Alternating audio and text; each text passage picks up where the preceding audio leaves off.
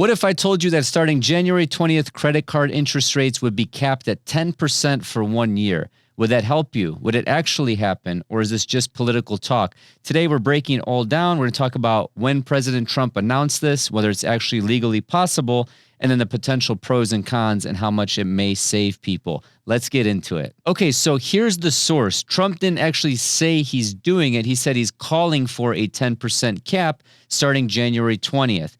So calling for is not a legal order or an executive order, which we'll talk about the implications of later in the video. Anyone can call for anything, okay? So basically, this was the tweet on Truth Social. He basically said, effective January 20th, 2026, I, as President of the United States, am calling for a 1-year cap on credit card interest rates of 10%. Coincidentally, the January 20th date will coincide with the 1-year anniversary of the historic and very successful... This guy's awesome. Why is everyone so old? Why are all our politicians 800 years old? So here's the actual situation. So according to Reuters, Trump repeated a campaign promise, and he wants a 1-year 10% cap on credit card interest rates, okay? So we established that with the last tweet, but he didn't outline how it would be enforced. So critics are saying it would require Congress to pass a law for it to be legal. So I double-checked and triple-checked. I'm not a lawyer, but I used ChatGPT. I used a bunch of different resources, and it all keeps coming back down to Congress from what I discovered. If you're a lawyer or if I'm wrong about this, please let me know down below. But basically, Elizabeth Warren was saying that Trump's call was meaningless without a bill being passed by Congress. So why does this matter? So Americans are in a record $1.23 trillion in credit card debt, and roughly half of cardholders carry a balance. So this is from the New York Fed. You can see right here, if I zoom in, credit cards make up $1.23 trillion of all this outstanding debt, which is basically $5.1 trillion at the time of this recording. This is Q3 of 2025 that this data is coming from. You can see student loans are $1.65 trillion. Other is $0.5 trillion. Credit cards are $1.23 trillion, and auto loans are $1.66. And the reason I left this down here is because you can see credit card balances rose by $24 billion during the third quarter, now totaling $1.23 trillion. Okay, so check out this chart right here. Now, with all this being said, this means that they're paying interest on all this. Okay, I'm sure not all of this $1.23 trillion is on 0% balance loans, right? So they have to pay interest. With average APRs over 20%, that is a huge cost. So that cost is huge, but the savings would be huge as well if this 10% cap were implemented. So Vanderbilt did a study, of which I have pulled up right here. You can see that in the blue highlighted area, they're saying a 10% cap would save much more, a massive $100 billion per year if that 10% cap was implemented. However, to maintain profitability of customers with FICO scores below 760, banks would likely need to reduce rewards to those customers by as much as $27 billion. So you can read all this other stuff here, but I do want to zoom into this chart because it makes everything pretty easy to understand. Based on this Vanderbilt study, if they capped it at 18%, there would be $16 billion in annual interest savings with no reduction in annual rewards. And then also you can see the average monthly interest savings per person would be about $361 based on their statistics. 15% would be $48 billion with $563 per month saved. And then if we went with the 10% APR, which President Trump is proposing, you can see the annual interest savings is about, everything that I read was about $100 billion to $150 billion per year. However, the only caveat with the 10% is that annual rewards reduction would be about $27 billion below a FICO score of 760. But this would save people about $900 per month. So I don't know about you, unless you run a big business or you have a ridiculous spending problem with, a lot of credit card balances and limits, no one is making $900 a month off rewards. Okay, you would have to spend a ton of money to do that. So I think that this is pretty interesting. Comment down below. Do you think the average monthly interest savings is more important, or are you one of these people that has a $0 balance, like me, and just uses the points for free? Right? I'm not spending more to use credit cards. I'm just buying things I would have bought anyway and just using the points as a bonus. Comment down below, let me know. So this is where things got a little bit interesting. So can the president do this legally? Again, I mentioned that I did a lot of research for this video, and everything is pointing towards no. The president does not have the legal authority to unilaterally cap private lending rates with an executive order. That's the job of Congress. But then if you look at this article here, this is from the American Bankers Association and other trade groups. They referred to Trump's proposal as an executive order, but immediately discouraged it. So that's kind of confusing to me. But again, if you know the actual answer, comment down below. I'm 99% certain that this is the job of Congress. So any executive order attempting it would almost certainly be challenged and struck down by courts. Also, the other interesting piece of this is that evidence shows that, and we'll talk about this later, evidence shows that a 10% interest rate cap would reduce credit availability and be devastating for millions of American families and small businesses who rely on and value their credit cards, the very consumers this proposal intends to help. So comment down below. Let me know what you think. Okay, do you think that this is going to be devastating, or do you think that this is going to help people? So I do want to get into a billionaire's response to President Trump on X, but he actually deleted this tweet. This is actually a screenshot that you're looking at. You can see this is an archived tweet.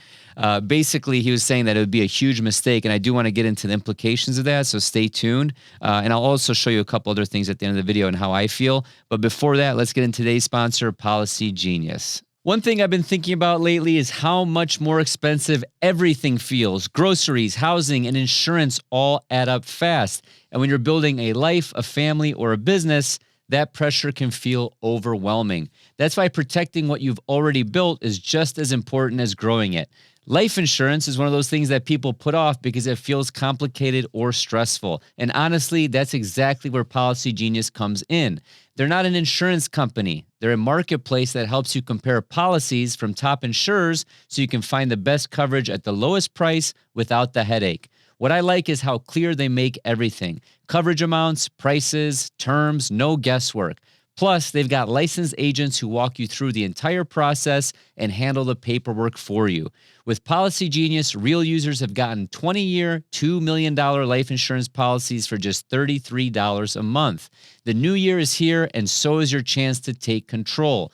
Give your family the gift of security today. Head to policygenius.com/whiteboardfinance or click the link in the description to compare free life insurance quotes and see how much you could save. Okay, so Bill Ackman shortly tweeted at President Trump, and again, he deleted this almost immediately. It was kind of funny, the backlash. I'm not going to show the comments that were under this tweet just because I make a living off YouTube. And I don't want to be kicked off of YouTube. So basically, he said, this is a mistake, President Trump. Without being able to charge rates adequate enough to cover losses to earn an adequate return on equity, credit card lenders will cancel cards for millions of consumers who will have to turn to loan sharks for credit at rates higher than and on terms inferior to what they previously paid. So he followed up quickly with this full tweet here after he deleted that first one they just show you. The whole gist of it was saying that inevitably it's going to cause millions of Americans to have their cards canceled. So I think this is also a good talking point for the audience, for you guys. How do you guys feel about this? So again, I mentioned earlier that banks and industry groups were saying, a 10% cap is going to reduce credit availability, especially for people with lower credit scores. There's going to be fewer approvals, lower limits, yada, yada, yada, and then you're going to lose all your rewards. So what boat are you in? Again, are you in the average savings group? Are you in the, hey, credit card is kind of like a necessary evil, especially with how things are these days. And that's what I have written in my conclusion. I normally never write a conclusion. It's normally just freestyled off the top of my head. But I thought this is kind of a sensitive topic, so I wanted to talk about that. So with all that being said, let's take a look at all the market's reaction. Okay, what did Wall Street have to say? So Wall Street did react. So credit card issues like Synchrony, Capital One, American Express, they saw their stock prices fall. So at the time of this recording, Bank of America is down 1.75%. We have American Express down 4.29%. We have JP Morgan Chase down 2.1%. There's just a lot of blood right now. And I know a lot of you guys watch me for like, what should I invest in? And, what do I need to do, Marko? And I appreciate that. I respect that. But at the end of the day, the way that I would play this is I would buy call options that are dated maybe like 3, 6, 9, 12 months from now. at a higher strike price. I don't want to get into the mechanics of how options work, but if you know what I'm talking about, all these are getting, killed right now, 2-3% down across the board, if not more, by the time this video comes out. And if this interest rate cap is a nothing burger, what do you think those stocks are going to do? They're most likely going to rebound, right? Go pull up a stock chart of Visa. It's been on a generational tear. So again, if this doesn't go through, or if this executive order gets struck down or whatever, it doesn't get approved through Congress, that's probably how I would play this. So what could happen if it did pass? Okay, so let's say a 10% cap did become law. Okay, so what then? So consumers with high APRs, they would save money, obviously. Banks would see lower interest income. To compensate, banks could reduce rewards. They could raise fees. They could tighten credit, credit scores to get approved. And then high-risk borrowers might be cut off. So all these trade-offs, they've been raised by analysts and not just banks. And I think it's easy to think capping rates sounds good, but practically markets are going to adjust, okay? When I worked at a large publicly traded bank, I was in their credit analysis department. So basically I would be checking businesses' credit worthiness on how much we could lend to them based on their books. And basically what we would do is, a lot of them, when this was like 2018-ish, when the market was going down in December of 2018 and inflation was starting to creep up, they would just pass the prices on to their customers. They would just raise prices essentially. And guess who foots the bill overall? It's you, the consumer. So just to finish it with this headline, this isn't a done deal, you guys. Okay, a Jefferies analyst is saying that it's highly unlikely going to happen. So again, this could be a good way to play some options. But again, this is not financial advice. Don't listen to me. So what's the bottom line? So this cap is headline grabbing. That's why you're probably watching this video. But right now, it's just a proposal. So legally, it can't happen without Congress based on my research, and similar bills have failed before, and both banks and analysts think it's unlikely to advance in its current form. So here's my takeaway. So the reason this idea is resonating with so many people right now isn't politics, it's pressure. So people are feeling crushed by day-to-day cost of living. So groceries are expensive, insurance is up, all these things are still brutal. Look at the price of housing, okay? I don't know what my kids are going to do, 15, 20 years from now. So when money gets tight, credit cards become the easiest Band-Aid. So a 10% cap would help people who are already stuck carrying balances. Of course, 10% is going to be better than 19, 23, 27.9%, right? So there's no denying that. Lower interest means a monthly savings, which I showed you in that Vanderbilt study earlier in the video. But let's be very clear about something. Credit cards are not a solution, they're a symptom. So they're a short-term tool to smooth out your cash flow if you have too much month at the end of your money. This is not a long-term fix for affordability, and if the best outcome of this policy is that people feel more comfortable carrying balances, then we're actually moving in the wrong direction, okay? Don't use it as a crutch. If you've been watching my channel for any amount of time, you know that I have no debt. I have zero consumer debt, don't have any debt of any kind, even though I do have a Tesla payment because I got it for 1.99%. And I'm not some Tesla fanboy. My X5 actually got T-boned and totaled. So I worked with a certain amount of insurance money to get a new car, and Tesla was the best option at the time. But anyway, my point is the real goal should be the winning strategy of not needing to use credit cards at all. Okay. So if you do use them, pay them off in full every month and keep a $0 balance, okay? That's how you win this game. That's how the banks don't win. That's how usury doesn't win. So yes, a temporary cap might ease the pain, but the long-term solution is higher savings, better cash flow, and lower fixed expenses. Everything I've been teaching you since 2017 on this channel. So don't rely on debt to fight inflation. You need to invest in assets to fight inflation and to protect your PP, your big PP, your purchasing power.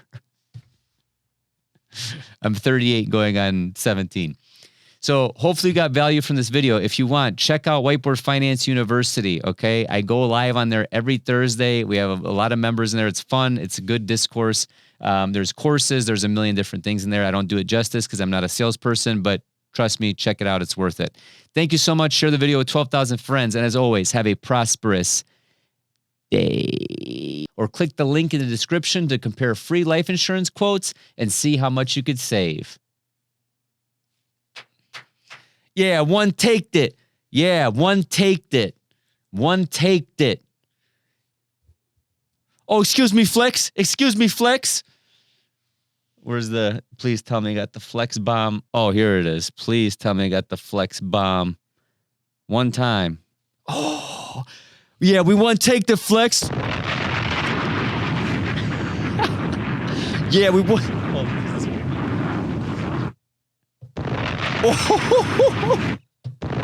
Yeah, one take the Flex.